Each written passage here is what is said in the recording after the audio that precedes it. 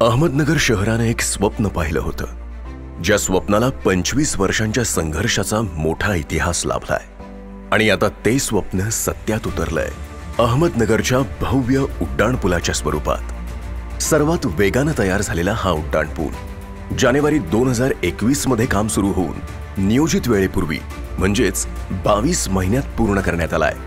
चला तर मग पाहूयात कशी झाली आपल्या अहमदनगरच्या उड्डाणपुलाची निर्मिती।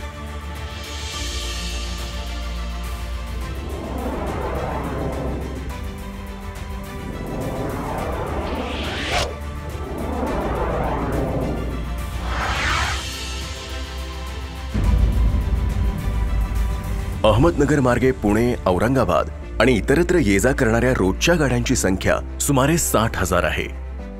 त्यामुळे रस्ता अपुरा पडत होता।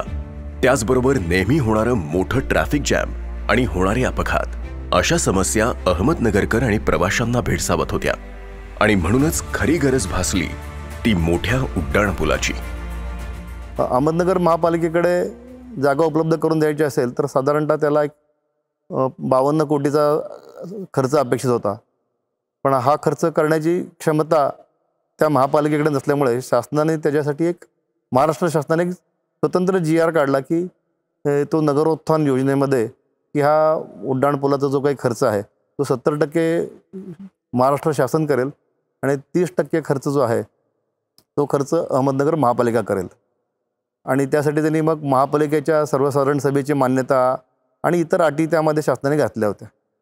जेव्हा सर्वसाधारण सभेपुढे आम्ही हा विषय घेऊन गेलो होतो तेव्हा सर्वसाधारण सभेने पण चिंता व्यक्त केली की 30% कॉस्ट जरी म्हटलं तरीसुद्धा एक अंदाजे 10 कोटी खर्च महापालिकेला करावा लागणार होता आणि तो सुद्धा खर्च महापालिकेला करणं त्या परिस्थितीत शक्य नव्हतं। आणि म्हणून सर्व महापालिकेच्या पदाधिकाऱ्यांनी शासनाला पुन्हा एकदा विनंती केली की आम्हाला 100% खर्च जो आहे तो खर्च आम्हाला शासनाने द्यावा आणि तो खर्च शासनाने पुन्हा एकदा त्यांची मागणी मान्य केली आणि 100% जो खर्च आहे जमीन हस्तांतरणासाठी लागणारा तो खर्च शासनाने महापालिकेला देण्याचं मान्य केलं। अहमदनगरच्या सेवेसाठी तत्पर असलेल्या आणि 85 खांबांवर उभारलेल्या या उड्डाणपुलासाठी माजी खासदार स्वर्गीय दिलीप गांधी यांनी आयुष्यभर अथक प्रयत्न केले। त्यानंतर जीवाची पराकाष्ठा करून रात्रंदिवस झगडून अहमदनगरच्या गल्लीपासून ते दिल्लीपर्यंत संघर्ष करून या उड्डाणपुलाची बांधणी केली ते म्हणजे विद्यमान खासदार सुजय विखे पाटील यांनी। डिसेंबर 18च्या आसपास आमचं सगळं तयार होतं, पण नंतर एक बाब लक्षात आली की ह्या प्रकल्पासाठी जी काही संरक्षण खात्याची जमीन लागते ती जमीन जोपर्यंत हस्तांतरित होत नाही तोपर्यंत प्रोजेक्टला वर्क ऑर्डर देता येणार नाही। आणि मग त्यावेळेस आताचे जे माननीय खासदार आहेत सुजय विखे पाटील साहेब तर त्यांनी खूपच अथक परिश्रम घेतले त्यामध्ये की संपूर्ण त्यांनी त्या डिफेन्सच्या मोठमोठ्या त्यांच्या ज्या काही कमांडिंग ऑफिसर असतील त्यांना भेटले, नंतर केंद्रामध्ये जे सचिव आहेत त्यांना भेटले, नंतर केंद्रीय मंत्री जे राजनाथ सिंग आहेत त्यांच्याशी त्यांनी 2 ते 3 मीटिंग केल्या आणि त्यांच्या ह्या अथक प्रयत्नामुळे खूप त्यांना या गोष्टीसाठी अगदी पराकाष्ठा करून त्यांनी ते डिफेन्सची परवानगी आणली आहे। याचसोबत अहमदनगरचे लाडके लोकप्रिय आमदार संग्राम जगताप यांनी उड्डाणपुलाच्या निर्मितीसाठी अहोरात्र प्रचंड मेहनत आणि फार मोठे योगदान देऊन हे स्वप्न साकारलंय। अहमदनगरचा उड्डाणपूल निर्माण करण्यासाठी आपल्या शहराचे सर्व राजकीय नेतृत्व एकत्र आले आणि एकमेकांना साथ देऊन हा उड्डाणपूल उभारण्यासाठी अपार मेहनत केली। अहमदनगरच्या उड्डाणपुलाचे काम अहमदाबाद येथील दिनेश चंद्र आर अग्रवाल इन्फ्राकॉन या कंपनीकडे होते। या संपूर्ण उड्डाणपुलाच्या उभारणीकरता तब्बल 258 कोटी रुपये खर्च आलाय। ये काम ऐसे समय में शुरू हुआ जब ये पूरा देश हमारा या यूं बोले पूरा विश्व कोविड की चपेट में था। उस बीच में DR अग्रवाल को बहुत कम समय इस प्रोजेक्ट के लिए मिला था, लेकिन उनकी टीम और उनके अधिकारियों ने बड़ी सावधानी पूर्वक नियमों का पालन करते हुए अपने कार्य को प्रारंभ रखा। 3.8 किलोमीटर लांबी असलेल्या उड्डाणपुलाची सुरुवात शिल्पा गार्डन येथून होते तर अशोका हॉटेलपर्यंत हा उड्डाणपूल समाप्त होतो। उड्डाणपुलाच्या निर्मितीसाठी सर्वात आधी सबस्ट्रक्चर बनवणं गरजेचे होते आणि त्यासाठी रिग मशीनच्या सहाय्यानं खोल खड्डे घेतले गेले. त्यामध्ये रिइन्फोर्समेंट स्टील जाळी टाकून कॉन्क्रीटने ते खड्डे भरले गेले. खड्डे कॉन्क्रीटने भरल्यानंतर त्यावर पाईल कॅप बनवली गेली. अशा पद्धतीने पिलर फाउंडेशन पूर्ण करण्यात आले. त्यानंतर पिलर उभारण्यासाठी शटरिंग पॅनल उभे करून बूम प्लेसर या मशीनद्वारे त्यामध्ये सिमेंट कॉन्क्रीट भरले गेले आणि पिलर तयार झाल्यानंतर त्यावर पियर कॅपच्या स्टीलची बांधणी करून त्यामध्ये सिमेंट कॉन्क्रीट भरून एकूण 85 पिलर तयार केले गेले. हे काम जुलै 2021 मध्ये पूर्ण झाले. अशा प्रकारे सबस्ट्रक्चर संपूर्ण तयार झाले आणि सुपरस्ट्रक्चरसाठी 2-2 पिलरमध्ये सेगमेंट बसवायचे होते.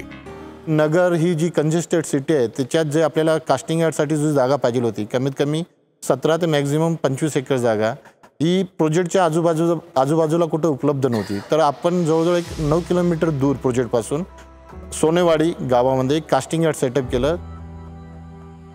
मे 2021 मध्ये सेगमेंट बनवण्याचे काम सुरू झाले. सेगमेंट बनवण्यासाठी सर्वात आधी स्टील बाइंडिंग करून रिइन्फोर्समेंट स्टील जाळी बनवली गेली, तर दुसरीकडे स्ट्रट बीम मोल्ड मध्ये लावले गेले. आता यामध्ये रिइन्फोर्समेंट स्टील जाळी बसवायची होती. त्यासाठी मोठ्या क्रेनच्या सहाय्याने जाळी उचलून मोल्ड पर्यंत आणण्यात आली. जाळीमध्ये स्ट्रेसिंग डक्टसाठी 21 पाईप बसवले गेले.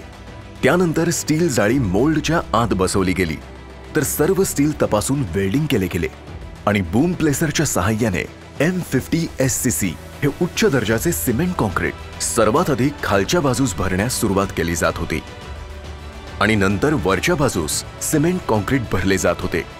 ते व्यवस्थित भरले जावे म्हणून व्हायब्रेटर मशीनचा उपयोग केला जात होता. एका सेगमेंटमध्ये तब्बल 25 क्युबिक मीटर सिमेंट कॉन्क्रीटचा वापर करण्यात आलाय. तयार झालेल्या सेगमेंटच्या फिनिशिंगसाठी सँड ब्लास्टिंग करण्यात येत होती, जेणेकरून फिनिशिंगसाठी कुठेही कसलीही कमतरता राहू नये. 931 सेगमेंट हे आमचं टार्गेट होतं की कमीत कमी 10 महिन्यात आम्हाला कंप्लीट करायचं आहे. तर 10 महिन्यात 931 सेगमेंट कंप्लीट करण्यासाठी जवळजवळ महिन्याला आम्हाला 100 सेगमेंट कास्ट करायचे आहेत. तर ते सेगमेंट कास्ट करण्यासाठी जे रिसोर्सेस लागत होते त्या रिसोर्सेसच्या ऐवजी आम्ही 1.5 टाइम्स रिसोर्सेस लावले, म्हणजे 150 सेगमेंट महिन्याला कास्ट होतील. ऑगस्ट 2021 ते एप्रिल 2022 पर्यंत आम्ही 931 सेगमेंट सगळे कास्ट करून ठेवले होते. साइटवर 2 पिलरमध्ये सेगमेंटला योग्य जागी बसवण्यासाठी लॉन्चिंग गर्डर उभे केले गेले. या लॉन्चिंग गर्डरची सुमारे 750 टन इतकी वजन उचलण्याची क्षमता होती. रात्री 10 नंतर कास्टिंग यार्डमध्ये नंबरनुसार सेगमेंट साइटवर घेऊन जाण्यासाठी क्रेनच्या सहाय्याने एका मोठ्या ट्रेलरवर ठेवण्यात यायचे. एका तयार सेगमेंटचे वजन तब्बल 70 टन तर लांबी 19 मीटर होती. सेगमेंट साइटवर घेऊन जाण्यासाठी जेव्हा निघायचे तेव्हा सेगमेंट रोडवरून घेऊन जाणे हे खूप अवघड असल्याने त्यासाठी एक सेफ्टी व्हॅन वापरण्यात आली. सेगमेंट साइटवर पोहोचल्यानंतर लिफ्टरच्या सहाय्याने सेगमेंट वर उचलला जायचा. वर उचलल्यानंतर स्लायडरला सेगमेंट जोडून लॉक केले जायचे. अशा प्रकारे एका रात्रीत सुमारे 4 ते 5 सेगमेंट उचलून लावले जायचे. सेगमेंट एका लेव्हलमध्ये लावण्यासाठी टोटल स्टेशन आणि प्रिझम या प्रणालीचा वापर करून ते लेबल केले जायचे. यानंतर 2 सेगमेंटमध्ये ग्लू लावून नंतर सेगमेंटच्या आतील बाजूस आणि वरच्या बाजूस मॅकलॉय बार आणि स्लायडरने ते सगळे सेगमेंट एकमेकास घट्ट धरून ठेवले जात होते. आता यानंतर उड्डाणपुलाच्या कामामध्ये सर्वात महत्त्वाचा टप्पा होता तो म्हणजे स्ट्रेसिंग करणे. यात सर्व सेगमेंट एकमेकांना केबलच्या सहाय्याने घट्ट धरून ठेवले जातात. त्यासाठी 15.7 mm डायमीटर 7 प्लाय स्ट्रेसिंग केबलचा वापर करण्यात आला. केबल रोलमधून काढून नियोजित मापामध्ये कापली जायची. त्यानंतर स्ट्रेसिंग डक्टमध्ये ती केबल हाताच्या सहाय्याने आत ढकलली जायची. किमान 8 तर जास्तीत जास्त 19 केबल एका स्ट्रेसिंग डक्टमध्ये वापरण्यात आल्या. स्ट्रेसिंग केबलला विशिष्ट ताण देण्यासाठी स्ट्रेसिंग जॅकचा वापर केला जात होता. त्यामध्ये सर्व केबल लॉकिंग प्लेटमध्ये जोडले जाऊन त्यांना पॉवर पॅकच्या सहाय्याने विशिष्ट ताण दिला जायचा. संपूर्ण उड्डाणपुलामध्ये 1100 टन स्ट्रेसिंग केबलचा वापर करण्यात आलाय. स्ट्रेसिंगची प्रक्रिया पूर्ण झाल्यानंतर त्याला सिमेंटने ग्राउटिंग केले गेले. 2 पिलरमधील सेगमेंट बसवण्याचे काम पूर्ण झाल्यानंतर लॉन्चिंग गर्डर पुढील पिलरवर हायड्रॉलिकच्या सहाय्याने बसवला जायचा. अशा पद्धतीने उड्डाणपुलाचे काम लवकरात लवकर व्हावे यासाठी पुण्याच्या दिशेने 1 तर औरंगाबादच्या दिशेने दुसरा लॉन्चिंग गर्डर लावण्यात आला होता. या 3.8 किलोमीटरच्या उड्डाणपुलासाठी सुमारे 7,500 मेट्रिक टन स्टील आणि 66,000 क्युबिक मीटर सिमेंट वापरलं गेलंय. सेगमेंट बसवण्याचे संपूर्ण काम जुलै 2022च्या अखेरीस पूर्ण झाले. एक नगरकर म्हणून मला अत्यंत आनंद आहे, कारण अहमदनगरच्या डेव्हलपमेंटसाठी हा उड्डाणपूल फार महत्त्वाचा ठरणार आहे. आपण बरेच वेळा पाहतो की मोठी मोठी शहरं की जिथं वाहतूक सुरळीत असली तर चांगल्या प्रकारचे बिझनेस सेट होतात. आणि ह्या उड्डाणपुलामुळे सुद्धा मला खात्री आहे की अहमदनगरचा जो विकास आहे ह्याची सुरुवात या उड्डाणपूलपासून होईल. मी जेव्हा बरेच वेळा लोकांशी बोलतो किंवा व्यापाऱ्यांशी बोलतो, त्यांना असं वाटतं की या उड्डाणपुलामुळे आपले जे काही बिझनेस आहे की जे उड्डाणपूलच्या खालचे बिझनेसेस आहे किंवा त्यांच्या खाली जे दुकानं आहेत त्यांचा बिझनेस कमी होईल. मला असं वाटतं असं काही न होता उलटा बिझनेस वाढेल. चांगल्या प्रकारची वाहतूक असली तर जे आपले ग्राहक आहे त्यांनाही चांगली संधी मिळेल. तसंच मला वाटतं की आपण आजचा विचार न करता पुढील 25 वर्षाचा विचार केला पाहिजे. कारण आज वाहतूक कमी आहे, आज आपली जनसंख्या कमी आहे, उद्या सर्व वाढेल, त्यावेळेस हा उड्डाणपूल फार महत्त्वाचा ठरेल. आता अहमदनगरच्या उड्डाणपूल बांधणी कामात सर्वात आव्हानात्मक काम होते ते म्हणजे सक्कर चौक आणि चांदणी चौक मधल्या उड्डाणपुलाच्या वळणाचे काम. तर शार्प टर्नमध्ये 62 मीटर रेडियसमध्ये जो लॉन्चिंग गर्डर आपण वापरला आहे सेगमेंट इरेक्शनसाठी, त्याने सेगमेंट इरेक्शन होणे पॉसिबल नव्हते. तिथे आम्हाला इंटिग्रेटेड स्पॅन घ्यावं लागले. आणि दुसरे जे लँड ॲक्विशन केलेली आहे त्या लँड ॲक्विशनमध्येच हा प्रोजेक्ट बसवणं गरजेचं होतं. त्यासाठी सिमेंट आय गर्डर प्रीकास्ट केले गेले. 2 पिलरमध्ये आय गर्डर बसवण्यासाठी स्टेजिंगची गरज होती. त्यासाठी क्रिप्स फाउंडेशन वेल्डिंग करून घट्ट बसवले गेले. क्रिप्स फाउंडेशन तयार झाल्यानंतर ISMB 600 स्टील गर्डर नियोजित आकारामध्ये कापले गेले आणि क्रिप्सवर बसवून स्टेजिंग तयार करण्यात आली. रात्री 11 नंतर आय गर्डर कास्टिंग यार्डमधून साईटपर्यंत आणले जायचे. आय गर्डर उचलून योग्य जागी ठेवण्यासाठी 165 टन वजन उचलण्याची क्षमता असलेल्या 2 क्रेनचा वापर केला गेला. आय गर्डरला उचलण्यासाठी सिलिंगने लॉक करून क्रेनच्या साहाय्याने उचलून स्टेजवर ठेवण्यात आले.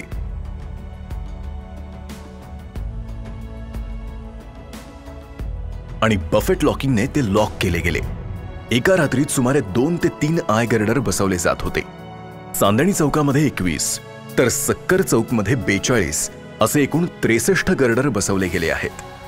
आय गर्डरच्या सुरुवातीस आणि शेवटी पिलरवर डायफ्रेमसाठी स्टील कट आणि बेंड करून स्टील फ्रेम बनवल्या गेल्या. तयार स्टील फ्रेम कामगार अत्यंत जोखमीने गर्डरवरून घेऊन जात होते. उड्डाणपुलासाठी तब्बल 600 कामगारांनी काम केलं. तर 59,90,400 तास हे उड्डाणपूल बनवण्यासाठी लागले.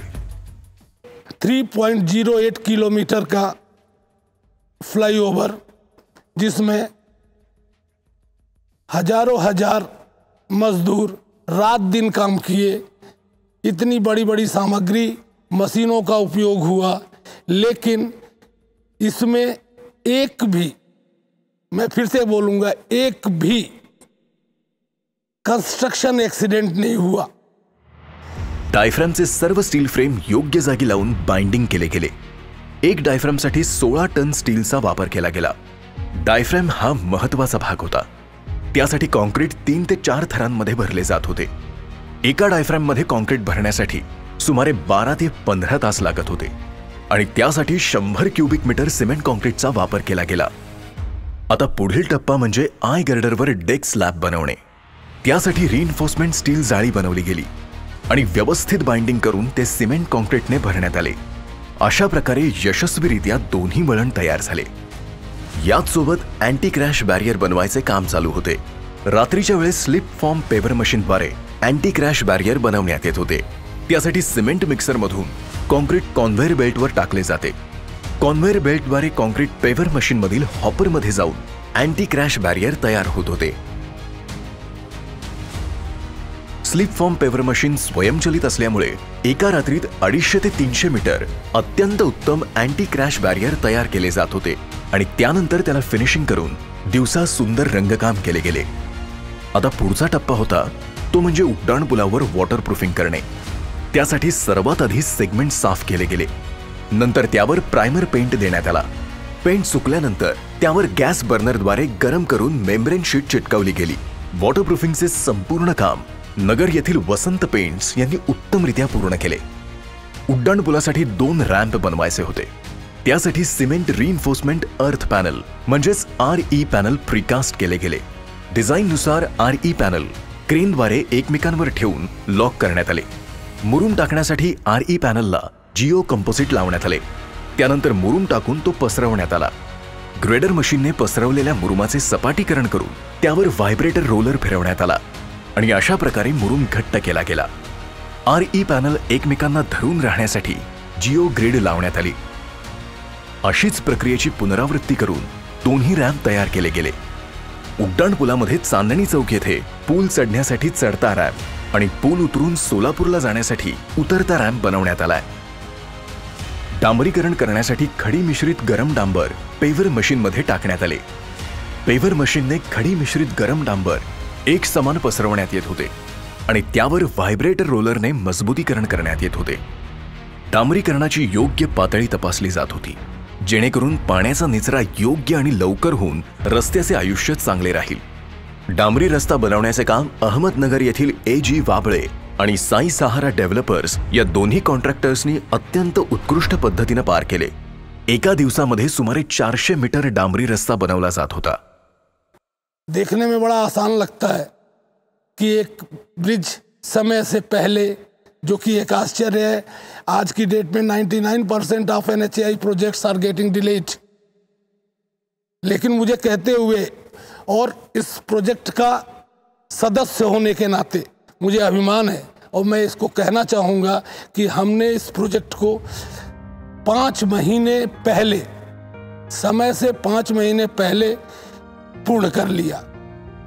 महाराष्ट्रामध्ये भरपूर उड्डाणपुलांचे सुशोभीकरण आतापर्यंत केले गेले, पण नगरच्या उड्डाणपुलाची खासियत ही की तिथं शिवचरित्र रेखाटण्यात आलेलं आहे आणि छत्रपती शिवाजी महाराजांच्या जीवनामध्ये जे काही ठळक काही घटना घडल्या त्यांचं चित्र तिथं आम्ही उड्डाणपुलावरच्या पिलरवरती रेखाटतोय. आत्तापर्यंत आम्ही 68 पेंटिंग पूर्ण केलेली आहेत. ते अशा पद्धतीने आम्ही अरेंज केलेत की पुण्याच्या साईडनं औरंगाबादकडे जाताना ते सेम दिसावेत आणि औरंगाबाद टू पुणे जाताना सुद्धा ते सेमच दिसावेत असे ते आम्ही अरेंज केलेले आहेत. शिवाजी महाराजांवरती चित्र रेखाटताना काही आम्हाला चॅलेंजेस झाले. त्याचा पहिला चॅलेंज असा होता की शिवाजी महाराजाविषयी लोकांसाठी फार सोपा वाटतो किंवा तो सिंपल वाटतो, पण तसा तो तितका सिंपल नाही आहे, कारण थोडीशी जरी चूक झाली तरी लोकांच्या भावना दुखावल्या जाऊ शकतात. अजून एक विषय असा होता की त्याच्यामध्ये पिलर हा उभा आहे, त्याच्यामुळं चित्र काढताना आडवा कंपोज करणं तसं सोपं असतं, पण उभ्या पिलरवरती सगळा अख्खा विषय मांडणं आणि तो लोकांपर्यंत पोहोचवणं हे खूप जास्त चॅलेंजिंग होतं. तर ते व्यवस्थित पद्धतीनं आम्ही कंपोज करून पूर्ण केलेलं आहे. आमची टीम एक 5-6 जणांची आहे, त्याच्यामध्ये सगळेच आर्टिस्ट आहेत. त्यांनी प्रत्येकाने तेवढंच प्रयत्न केलेले आहेत चित्र चांगलं होण्यासाठी. याच सोबत सुशोभीकरणासाठी 2 पिलरमध्ये सुंदर झाडे लावण्यात आली आहेत, तर संपूर्ण उड्डाणपुलाला सुंदर रंगकाम करण्यात आलंय. रात्री हा उड्डाणपूल तिरंगी विद्युत रोषणाईमुळे अत्यंत भव्य, दिव्य आणि आकर्षक दिसत आहे.